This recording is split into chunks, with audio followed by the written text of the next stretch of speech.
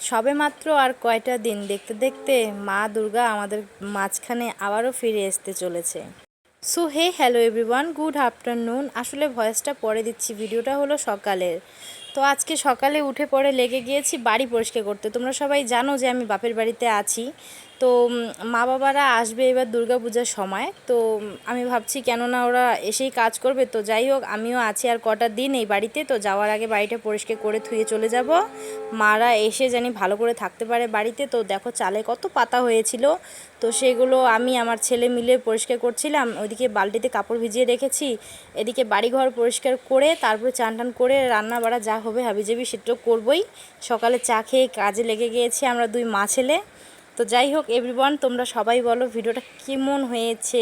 আর তোমরা যারা যারা বলো না আমি বাপের বাড়িতে এসে থাকি, হয়তো অশান্তি লেগেছে, আমাকে দেখলে অনেকেই বলে, এটা তো আমি জানি। তো যাই হোক তোমরা যেটা ভাবো ভাবো, আমার তাতে কিচ্ছু যায় আসে না, কারণ এইরকম কিছু হয়নি আমাদের মধ্যে যেটা আমি তোমাদেরকে ভিডিওর মাধ্যমে প্রকাশ করে বলবো।